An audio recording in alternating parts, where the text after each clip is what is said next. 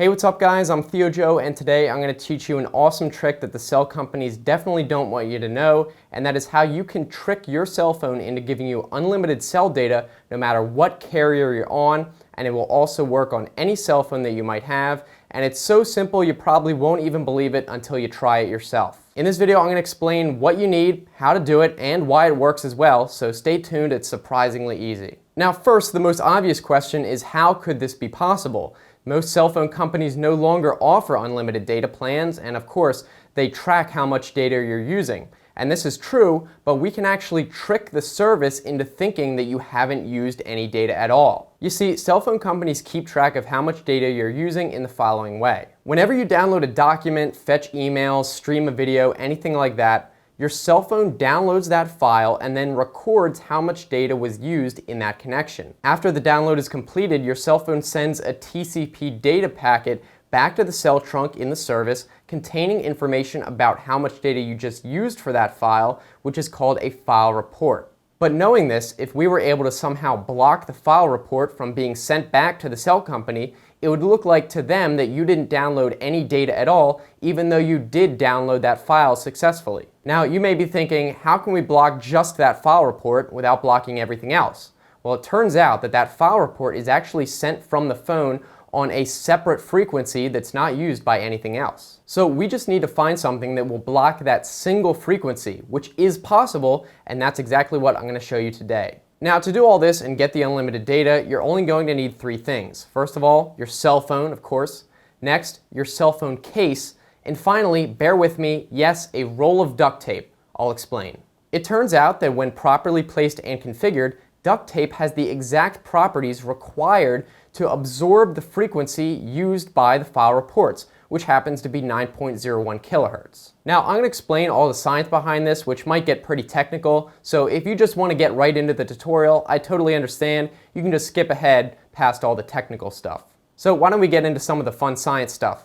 Now, based on several scientific studies that have been done on duct tape, specifically regarding the absorption patterns for electromagnetic frequencies, we know that in the one we're concerned about, duct tape has a transmission value of about 0.001. This measurement would have been done with a tool called a spectrophotometer, but basically all you need to know is that the duct tape is going to block 99.9% of the signal used by the phone to send the file report. We also know, based on several published tests and reports by Bill Gates himself while he was developing Windows, that most network parity systems require at least 70% of an original signal to reconstruct any missing parts. So if the duct tape is blocking 99.9% of it, there's no way that signal is going to get through. The reason this happens and that the duct tape is able to block the signal is that when the frequency is sent out by the phone and tries to pass through the duct tape, it induces a tiny electromagnetic field in the duct tape itself. Because duct tape is an insulator, this field is obviously going to be minuscule, but it does create what are called eddy currents, which are essentially small electrical currents that exist within a planar material, such as a piece of tape, instead of a wire. As the phone tries to send the signal, it may detect that it's not getting through and is being blocked, which means the phone may try to send it at even higher power. But as that higher power is amplified, the eddy currents within the duct tape are also amplified, further strengthening the blocking abilities of the duct tape, so nothing gets through no matter how strong the phone broadcasts. Now, this special property that exists in the duct tape is because of the hexagonal lattice of the tape's adhesive, but we're not going to go that deep into the science today, unfortunately. The short summary is that duct tape is able to block a very small number of random frequency bands, most of them useless, but 9.01 kilohertz is one of them, and we could take advantage of that. There are actually a few other materials that are able to block the 9 kilohertz spectrum, but duct tape is by far the cheapest and the most convenient, unless, for example, you want to go out and buy some pure strips of platinum. So by now you're probably ready to actually do this, and despite my long-winded explanations, it's actually very simple. So why don't we go over to the table and I'll show you what you have to do. Alright, so once you have everything together, your duct tape, the phone, and the case, all you need to do is create a strip of folded duct tape that's about the same size as the phone. So let me show you what I mean. Now, let me find the end of this. And scissors will always help. So take out a piece of duct tape, and we don't want it to be covering any of the cell phone camera or flash, and this is not going to go directly on the phone. we're actually going to fold it. So if we fold it about this long, that should be okay. So now you can see it's long enough to cover most of the phone, but it's not going to cover the flash or the camera. And we can actually just cut that right now and put it in the case to make sure. Perfect length. So now this is going to be covering a majority of the phone, but not the important parts. Now, this is all that's required. Depending on the thickness of your case and your phone, might be the only thing that's going to fit.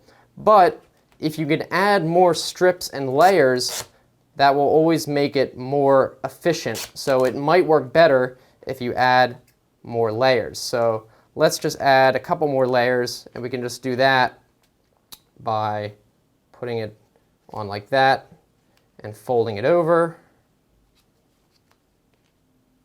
Just like that. So we have about five or four layers right there. And then all you have to do is stick that in the case so it's not covering up anything, and put the phone in there.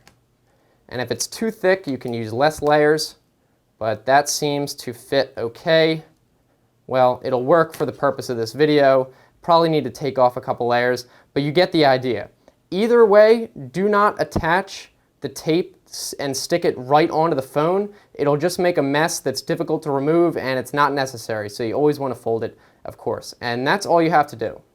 Okay, now after that, your cell phone is no longer sending file reports to your carrier, so they don't think you're actually using any data. Now, unfortunately, there's no way to tell if this worked until your next bill comes and you can see the data usage, so don't go downloading tons and tons of gigabytes until you're sure it's working. Also keep in mind, your cell phone in the settings may still show the actual amount of data you're using, but it won't count because it's not actually being sent to the carrier to be recorded. As you can see in my cell phone bill here, it shows that I used 0 gigabytes in the past month, so there was no charge, even though in reality I actually used quite a bit of data, as you can see here in my phone settings. Finally, the best part about this trick is it's not software based, so it cannot be patched by the cell companies.